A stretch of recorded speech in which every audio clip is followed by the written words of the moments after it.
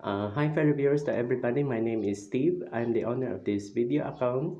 A lot of you are asking if am I publishing a necrological video about a person who died as centenarians and super centenarians? The answer is yes. I'm also publishing if the details is complete.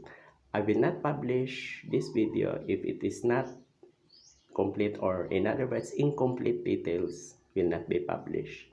And if it is proven, if unproven, of course, I will not publish this video.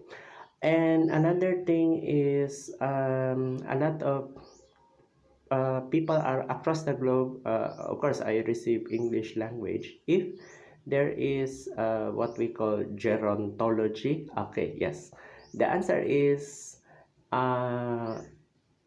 gerontology actually is the one who studied a person who is already old age, meaning more than senior citizen. uh, why did they reach 150 years above? Example, 200 years old, 150 years old. So that's it.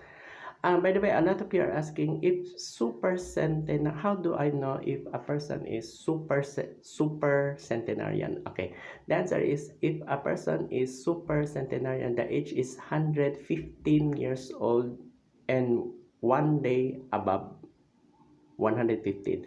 If centenarian is exactly 100 years old up but not more than 115.